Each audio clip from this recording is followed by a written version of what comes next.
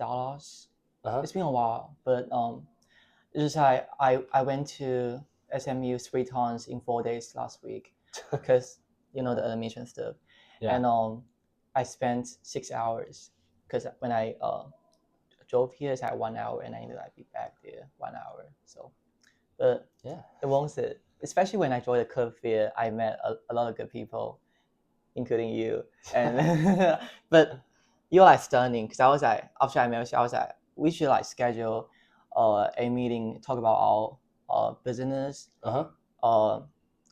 and different thoughts can make SMU better. Yeah. So and we've been talking about that like every day. Have we? Because I met you at the career fair on was that Wednesday? So I think so. Yeah, Wednesday, and then we were talking all day Thursday. You were super busy. We both had that 8 a.m. It was just brutal, and then all day, and I had that petition written up. Especially after we both have an 8 a.m. class. I know. What class do you have? I have European politics at 8 a.m. And that first 8 a.m. was brutal because we were just talking about like peasants and the village system and sort of how European lifestyle kind of started, and that was a drag. It wasn't super interesting. So what's your favorite part at SMU? My favorite part at SMU? It's what we're doing now, man. I got to meet you, and we got to get together and connect, and we had so many different ideas and like great things we want to talk about. Like that's been my favorite part, especially doing this podcast and doing all the YAF stuff. Like that's been my favorite part by far. Like I've met so many amazing people, and I've met so many people who want to contribute, and so that's been that's been a very special connection, which I just am in love with, and I don't want to stop ever. I just want to keep going all the time. So, all right, tell me about Meta University. So how'd you get that started? What was the inspiration? So the reason why I created that is because I think around 2020, around that times, many people, they talk about like metaverse. They talk about, for example, like Facebook, they changed their name to Meta, and I felt like, and during that time, I about to enter college. I already met a lot of friends from different universities, including Harvard, MIT, UPenn, and UCLA, UT Austin, a lot of universities. I was like, why don't I create a channel or a place can unite all the people together so that they can help those people who are in college, who are in high school to apply to their college, and knowing that how to get into those top schools like Harvard. Especially when I applied to Harvard, I got rejected. The acceptance rate went down from 5%, something like that, to 3%. Wow. I think in 2022. Yeah, those were the years that they did, what was it, affirmative action? Is like where they rejected, because I had a bunch of friends who applied to get in, and they didn't, and they had like 4.8 GPAs, like outstanding students. I know. They only like, it's very hard to like get into Harvard during that time. So that's why I was like, and I remember when I about to submit my application to Harvard, and we have like ED, early decision, and EA, and regular decision. And someone who get into Harvard, I think they're in ED, early decision, and she told me like some tips about like how to make your essay better, and what you should do for the interview. And I got interview from UPenn. UPenn is one of my dream schools at that time. Nice. Yes, so great school. And I felt like the reason why I founded Hongrui University is because I really want to build a channel to invite all of my friends from different universities to come together to let more people in high school and or like younger children, and especially we're doing like the teaching to mountain areas, because in China many people in mountain area, they don't even have enough education resources. So we're sending students who are bilingual. They can speak English. They are really good at math, whatever. They only can taught in like more than 3 subjects in those schools. And some of the places, they don't even have a school, and they don't have phone. They don't have like internet. And I'm pretty sure like in the world right now, a bunch of places, they need more education resources, and we should really like focus on education in the next 4 years to make sure that more people can receive.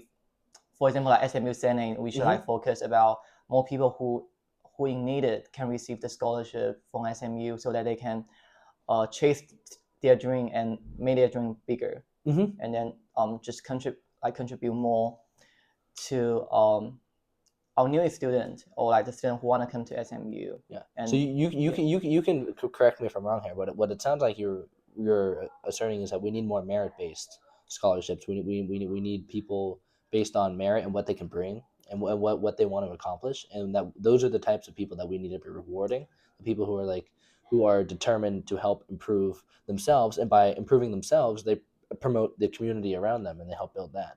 So like that's what you wanted to do with the Hongrui University and the Meta University. For Like Hongrui University, so at first, my goal is like to invite friends from different university, and we have like also interview, and they're gonna share like what kind of club is very you should join after you're getting into the school, and what kind of skills you probably should have before you apply to those schools. But I feel like for college application, there's like nothing that you can do to get like 100% accepted to a school. Yep. So I feel like unknown is very interesting, especially like a bunch of friends that I know we haven't met yet, but they really want to like helping the student to get into their school, to get to know more about their school, and to if they want, they can apply to their school, because usually like many people their dream school was SMU, Harvard, UPenn, UT Austin, Rice, a lot of good schools. Right. So that's why I'm doing that, because I want like really like do my part in education. Yeah, give them a platform to share their accomplishments. Yeah. Yeah, I think it's fantastic. So what's your connection? Because I loved watching the video with your ambassador, Cecilia, at University of Hong Kong. That was such a cool video. So how did you connect with her, and how did you get her to get that started? Because that day in the life vlog was awesome. I like that. I think we have a good chat on WeChat. Nice. It's not Red Note, guys. And not Red Note. the group chats only have like 11 members or 10 members back then, and we are all like lead of different high school that time. Nice. Or like different campus. I kind of forgot, honestly. It's been a while. Yeah. But another fun fact. You were friends and together, and you had a group, and you were sharing these ideas. I actually don't know her before I add her. Oh, really? And I also know a bunch of great leader in the group chat, and she also got accepted to UCLA. Oh, wow! It's one of the top school, and she's going to communication, or like one of the like, top major. But she decided to go to Hong Kong University. Wow. But right now she's doing great. She hosts a lot of events, and she's a really talented person, which is bring a lot of positive to our society, and like helping students, and also like go back to their to her middle school, I remember, and yeah, so it's pretty good. That's awesome. So everybody who's been involved, have you been like? Well, you said you didn't know her before you started the group, but like, were the other people who have helped you out and done like? I actually didn't like start the group. The group is like already made it. I think someone just invited me to the group, and we just like do the networking in the group, and we are most of us are from Shenzhen, a city beside Hong Kong, and we actually can see Hong Kong 10 years ago, but when they built more building in Shenzhen, and it's hide Hong Kong. But when we like went to the sea area, we can still see Hong Kong. So it's kind of like political stuff. But during 20th century, many people in China, mainland, they swam to Hong Kong. Yeah, and that's one of my favorite books that I've read here, The Freedom Swimmers. For example, and they swam 3 to 5. They swim almost. Some of them swam 5 miles. I know, at night. Incredible bravery. It's a great challenge. Yeah, and they're also chasing their dream in those situations. And they put watermelon above their head, so really, they're not gonna have something. Yeah, so it's safety. Wow. Yeah. So one of the I think he's the richest person before in Asia. His name is Li Jiaqing. Okay. Yeah, and I think he also went to Hong Kong that time from China mainland, if I remember correctly. But yeah, that's incredible. It was very fun. Yeah, we don't. Well, that doesn't get talked about enough. That people talk about how successful China has been, how large their like industry has become, and a lot of it has to do with Hong Kong, with how much that's just exploded. And Hong Kong wouldn't be what it is today if those people weren't brave and swam across. Like, I don't think a lot of people. I want to speak to the audience on this one. I don't think a lot of people know that. Well, we all see Hong Kong and we see how massive their urban development is. Like, it is probably the most urbanized place in the world by far. Like, it's insanely urban. Yeah, but many people, they don't know Shenzhen. So Shenzhen is a very young city, and it's right beside Hong Kong. And before, Shenzhen is just a like fisher place. So people do fishing in that like island. Back when it was occupied by the United Kingdom. And last decade, the city have so much growth, and it's already become a city like Shanghai, Beijing. So definitely check it out. Yeah, and we have a lot of good restaurants right now. Yeah. Before I lived in Shenzhen a decade ago. Wow. But yeah. So how often do you go back to Shenzhen? It's been a long time. It has? But I remember when I went to Hong Kong. I went to Hong Kong 4 times in a month, and that's the maximum that you can go to Hong Kong. Wow. From Shenzhen. And every time when I went to Hong Kong, I just it's like 20 minutes, and you can enter Hong Kong and just take a bus or take a taxi. But usually I take a bus. Everyone was so nice, but it's better to speak Cantonese during that time, because when I spoke Mandarin, they treat you differently. So but after a while, I start to like master Cantonese, because all my family, they spoke Cantonese, English, and Hakka, Teochew. So I just spoke all of them right now. And I remember when I was in middle school, if you speak English to them, they're gonna treat you so good, because they love people from like we say like high grade. So high grades mean you're from China or you're from Hong Kong, and you get a degree from a university from US or UK, and come back to China or Hong Kong, wherever, and they really like those people. I got no idea. It's just like a fun fact about Hong Kong during that time. But everyone was super nice in Hong Kong, and I love the dim sum. It's called zao cha. Zao cha means morning tea. So we always grab zao cha in the morning, but I never grab it that early until I have an 8 a.m. class at SMU.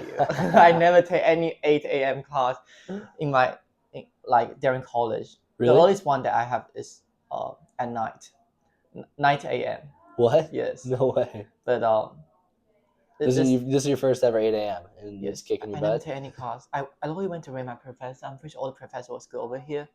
It's just every professor have different preference, and they have different personality and teaching style. So I just go with the one that I chose. But everyone was super nice. Awesome. And very interesting class. Yeah, it's always a good resource to just go to rate my professor, just see how other people feel. But like, even the ones, I've had a couple of professors here that have been like rated at a 1 or like even below a 1 in some cases. Below 1, so it's like 0 points. Yeah, like a 0.8 or like 0.9. What's the professor's name? Don't say it. I can say it because he won't watch it. I think his name, and I say this because he is probably my favorite professor here, and we have like so much like difference of opinion. But I think it's Professor Hamilton, Ken Hamilton. And I recommend to everyone you take one of his history classes. He's got a tremendous wealth of knowledge. It's not rigorous. There's not a whole lot of writing. Like, there's only like 3 assignments in the class. Like, you have 1 paper, midterm, final paper. That's it. No homework. A lot of reading. There's a lot of reading. But other than that, it's super simple. It's just a discussion. He's a great professor, but like maybe some of the student or whatever made the Raymond professor points kind of low. Yeah. Okay. Wait, something I forgot to do. Welcome to Yapping with YAF, ladies and gentlemen. This is episode 3. I'm here with my great friend Hongrui Chen. Yay! Yes, genius. There's going to be a lot. You're going to be hearing a lot of him soon. This is going to be really exciting. Let's get into because you said people who go from who study in America and get their degree and then go back to Hong Kong. They're often more popular, and they're just. I think people just like them in Hong Kong. I'm not really sure like Shenzhen or like the city in China, but Hong Kong, I think they loved it. Really? But I'm not sure right now because it's been like a long time I haven't revisit Hong Kong. But I think Hong Kong is a great place. Do you have plans to go back anytime soon? Depends. Depends. You waiting to get like a group together, or just when the time's right? Oh, next time you go back, I'd like to go with you because I really want to check out For Hong sure. Kong. That's a dream of mine. In China, all the cities have different dialects, and but I think people can like easily understand, like even though they speak in different dialects, because it's all like Chinese. Mhm. And different cities have different foods, and for example, Sichuan, Chengdu, those places have one of the most spicy food in China, and so if you are a spicy food fans, definitely check it out. Yeah. And I born in Shantou, so we have like Teochew food. We also support Teochew, and the seafood there was fantastic. I have a I remember we have a seafood market right beside the place I live in Shantou. Oh, awesome! So when I was a child, when I just visited there, I don't really like the seafood smell during that time. Mm-hmm. But after a while, I get used to it, and the seafood was super fresh.